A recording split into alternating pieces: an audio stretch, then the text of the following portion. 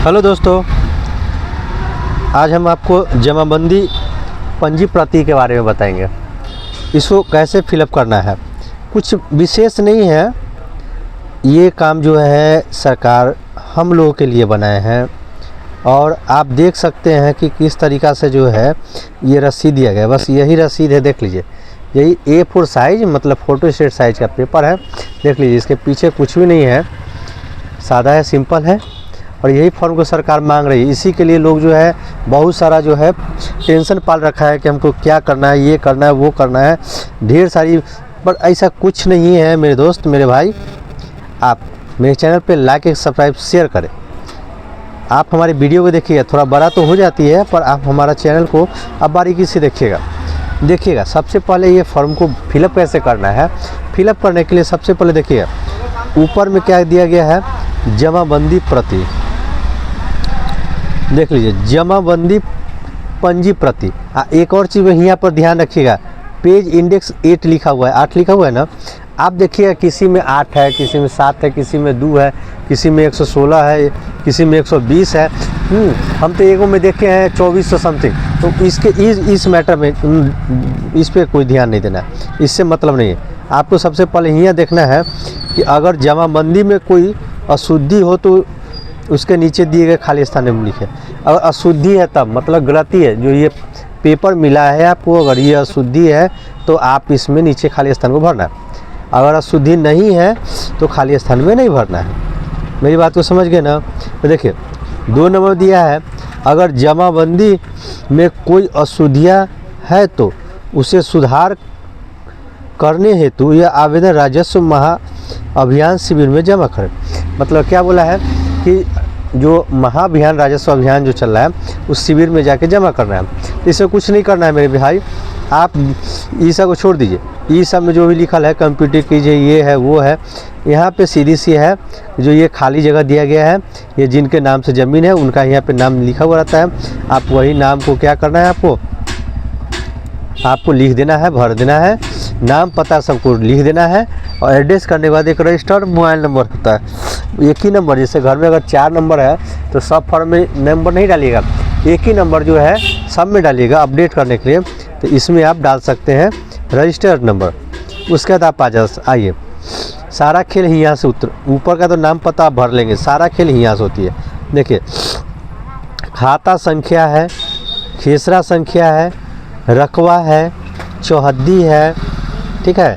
उसके बाद क्या लिखा गया है, परिवर्तन के लिए प्राधिकार है, लगान है, अंतिम लगान वर्ष है।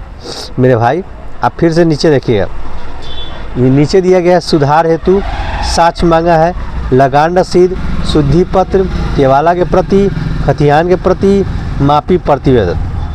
अभी हमने बताया है, अब आगे की प्रक्रिया मैं बता रहा हूँ। देखिए नीचे में अगर लिखा गया है, अगर कोई खेसरा छूट गया हो तो उसे यहाँ भरे, ठीक है। अब आपको देखना है खाता संख्या, खेसरा संख्या, रकवा, चौहद्दी, ठीक है। अब यह देखिए, मान के चलिए कि ये खाता संख्या इतना है, ठीक है, 423, और खेसरा संख्या ये। तो एक जानिए कि जैसे एक खाता में कई खेसरा हो सकते हैं। जैसे आपके नाम पर ज़मीन जो है 423 खाता संख्या है, और खेसरा संख्या जैसे 2623 है, हो सकता है 2503 है, ये 2623 है ना, तो 2602 है, 2210 है, और मैं बता दूं आपको कि 202 है। मान लीजिए कि आपके पास अगर 5-7 प्लॉट है तो सबका खेसरा क्या करेगा, इसके नीचे लिखते जाएगा। समझिए बात को। चलिए उसके बाद देखते हैं रकवा यहाँ पे 9 डिसमिल है। अब आपका कितना डिसमिल है वो देखना है। आपका डिसमिल सही है, यहाँ पर कोई दिक्कत नहीं है। चौहद्दी छूटा हुआ है, चौहद्दी को आप पूर्ण रूप में भर देना है। आपको परिवर्तन के लिए प्राधिकार, लगान मतलब जो पैसा लगता था ज़मीन का, वो अंतिम लगान वर्ष आपने कब तक पैसा भरा था, ठीक ना। 24-25 तक मतलब सबका अलग अलग रहता है। चलिए आगे हम लोग देखते हैं। नीचे लिखा गया है कि अगर कोई खेसरा छूट गया हो तो उसे यहाँ भरे। तो खाता संख्या, खेसरा संख्या, रकवा, चौहद्दी, जो हम यहाँ पे जो बताए थे ना आपको, जो हम आपको यहाँ बताए थे, ये चौहद्दी, वही चौहद्दी को नीचे मतलब देना है। शुद्धि पत्र तो बताए ही थे। तो अब यहाँ पे देखिएगा, आप मेरे वीडियो को बढ़िया से ध्यान देते रहिएगा। देखिए खाता संख्या तो यहाँ 423 है। तो मोटा मोटी देखिए खाता संख्या लगभग आदमी का जो है ना, मतलब कि लगभग खाता संख्या सही रहता है, खाली खेसरा संख्या में क्या होता है, गड़बड़ हो जाता है। तो करना क्या है, खाता संख्या यही खाता संख्या को वो यथावत रहेगा। खेसरा संख्या तो क्या करना है कि मान लीजिए कि आपका 3 प्लॉट है, ये खेसरा एओ का लिख के दिया है, या ये भी कहीं जीरो रहता, अगर जीरो रहता तो इसको क्या करना है, परेशान होने की ज़रूरत नहीं है। ये खेसरा जीरो रहेगा, बाकी रकबा जो है 9 डिसमिल ये सही रहेगा। मतलब आपका अगर 25 डिसमिल है, 50 डिसमिल है, ये तो खैर आपका पर्सनल मैटर है, ठीक है। तो नीचे क्या करना है, ये खेसरा संख्या जो है ना, खेसरा संख्या में क्या करेंगे, यही खेसरा संख्या को जो चीज़ छूटल है वो खेसरा को यहाँ लिख देंगे। मान के चलिए कि खाता संख्या है तो 423 खाता संख्या है। अब मान लीजिए कि दूसरा प्लॉट है, उसका खाता संख्या मान लीजिए 420 है, 416 है, तो उस तरीक़ा से यहाँ पे 416 लिखेंगे खाता संख्या। अगर खाता संख्या सही है तो फिर भी 423 लिखेंगे। खेसरा संख्या छूटल जो है, छूटल वाला के यहाँ नाम लिख देंगे। जय फिर मान लीजिए कि 2620, 2510, 1310 जय वो है, 3 4 5 नीचे कर देंगे। रकबा मतलब क डिसमिल है, ध्यान रखिएगा, ज़मीन हमेशा सरकार डिसमिल में देखती है, समझ गए ना। सरकार हमेशा क्या करती है, डिसमिल में देती है, कट्ठा में नहीं, ठीक है। सरकार डिसमिल समझती है। तो इसमें 9 डिसमिल है, तो इससे ही अगर 1 कट्ठा का टुकड़ा है तो आप लिख दीजिए 4 डिसमिल, 5 डिसमिल, 1.25 कट्ठा का, 1.5 कट्ठा का, 6 डिसमिल। आपको ऐसे रकबा में लिखना पड़ेगा, ठीक है। चौहद्दी में लिखना है, जो प्लॉट है उसके अगल बगल में 4 चौहद्दी होते हैं, तो 3 तरफ का नाम लिखिए। आगे अगर रोड का ज़मीन है तो आगे लिखिए सड़क है, बिहार सरकार, ठीक ना, ताकि ज़मीन को क्लियर हो सके। और उसके बाद आ जाती है हमारा क्या, साक्ष्य हेतु। मतलब कि अगर हम कोई चीज़ लिख रहा है, लगान रसीद है, शुद्धि पत्र है, केवाला के प्रति है, खतियान के प्रति है, मापी प्रतिवेदन है। मतलब कि अगर आपका ये क्या बोलते हैं कि यहाँ पे जो हमने बताया आपको कि खेसरा संख्या अगर नहीं है तो खेसरा संख्या लिखना है, तो उसके लिए हमको क्या करना पड़ेगा, उसके लिए हमको क्या करना पड़ेगा, खेसरा लिखना पड़ेगा, ठीक है। खेसरा लिखना पड़ेगा, समझ गए ना मेरी बात को। तो इसमें वैसे ही हम क्या करेंगे आपको कि लगान रसीद को शुद्धि पत्र जोड़ देंगे, ठीक है। अब यहाँ पे मौजा, ये देखिए रसीद, तो आप यहाँ पे जी खेसरा नंबर लिखे ना, खेसरा नंबर, तो वही खेसरा नंबर को जो है तो आप लिखे, तो वैसे तो कोई भी जे मन करे या दोस्तों की ज़मीन लिख देगा। तो उसके लिए प्रमाण दीजिएगा ना कि ये हमारा अमुक ज़मीन हमारा है।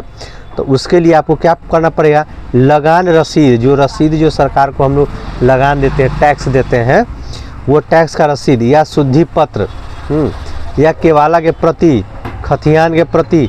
तो ज़्यादा करके जो है यहाँ पे केवाला के प्रति और खतियान, ये 3 नंबर 4 नंबर ज़्यादा करके क्या होता है कि आपको देना पड़ता है। 3 नंबर और 4 नंबर, यही 3 नंबर 4 नंबर में आपको से देना होता है। जैसे खतियान है तो खतियान का जेरॉक्स लगा दीजिए, हो गया, सब आपका शुद्धि पत्र हो गया। फिर भी अगर केवाला है, अगर पेपर है तो वही डाल दीजिए, रसीद है तो रसीद डाल दीजिए, बस ये फॉर्म को डाल देना है। देखिए नीचे लिखा है जिला वैशाली अंचल, तो आप उससे मतलब नहीं है, सबका मौजा अलग अलग होता है, भाग 2 होता है। पर ध्यान रखिए यहाँ जो है हल्का नंबर है, थाना नंबर है, तो सबका थाना नंबर ना अलग अलग रहता है। जैसे अगर एक ही प्रखंड का ज़मीन है तो सबका थाना क्या होगा, अलग अलग होगा। इसी को हमेशा ध्यान रखिएगा, ठीक है। तौजी संख्या, राजस्व पक्ष, तो आपको देखिए सीधी सी बात है, हम ज़्यादा समझाएंगे ना तो आप क्या करेंगे, कन्फ्यूज हो जाएंगे, ठीक है। आप क्या होंगे, कन्फ्यूज हो जाएंगे। इसलिए ज़्यादा हम आपको नहीं बताएंगे, ज़्यादा बताएंगे आप कन्फ्यूज हो जाएंगे कि जा इतना सारा काम करना है। ऐसे एक तरीक़ा से मानिए कि आपको कुछ नहीं करना है, ठीक है। आपको क्या करना है, कुछ नहीं करना है, बस ये फॉर्म जहाँ शिविर लग कर बट रहा है, ये फॉर्म को आपको वहाँ से देख लीजिए क्या लिखा हुआ है, जमाबंदी पंजी प्रति। आपको जमाबंदी पंजी प्रति को ले आना है और लेकर आना है, और इसमें क्या करना है, आपको जो खाली जगह है उसको भर देना है। गलत है तब, अगर सही है तो खैर कोई बात नहीं है, ठीक ना। सही है तो कोई बात नहीं है, गलत है तो इसको क्या करना है, भर देना है। ठीक है, भर देना है और भर कर क्या करना है, जमा कर देना है। और एक खतियान, तो ऐसे मान चलिए आपकी समस्या क्या होगा, यही ना खेसरा नंबर, जो खेसरा नंबर, ये खेसरा नंबर की आपकी समस्या होगा, ठीक ना। तो खेसरा नंबर तो आप खतियान से लिखिएगा, और ये तो आई लाइक समझ के चलिए कि बस सीधा फॉर्म को भर देना है, एगो खतियान का जेरोक्स लगा देना है और जाके महाशिविर में जमा कर देना है। और भी दिमाग में चल रहा हो किसी प्रकार की घरेलू कागज़ हो, जब पंचायती वाला बंटवारा का पेपर हो, कुछ भी हो, बस सबको क्या करना है, स्टेपलर लगाना है और जाके शिविर में लगा देना है। एक तरह से क्या होता है कि शिविर का मतलब होता है कि सरकार को यह दिखना चाहिए कि अमुक ज़मीन का जो मालिक है वो भी है, ऐसा ना कि ज़मीन छोड़ के चलेगा। सरकार ये देख रही है, तो आप जमा कर दीजिए तो सरकार की नज़र में रहेगा कि नहीं, ये व्यक्ति जो है हमारे यहाँ आए थे, शिविर में जमा है। अगर आप कोई नया चीज़ लिखते हैं, जैसे कोई त्रुटि है, तो उसको संशोधन हो जाएगी, फिर उसको लगेगा कि सरकार को कि नहीं ये चीज़ गलत है या सही है, तो उसके लिए क्या करना होगा कि सरकार जो है वो अपना आदमी को क्या करेगा, आपके प्लॉट के पास घर है या ज़मीन है, जाके सर्वेक्षण करेगा, जांच पड़ताल करेगा, ठीक है, कि ये अमुक ज़मीन फलाने व्यक्ति का है या नहीं है, इसकी जानकारी लेती है। गलत पाए जाने पे तो खैर अब बाकी तो अब हमें भी नहीं पता कि आगे क्या होने वाला है, ठीक है ना।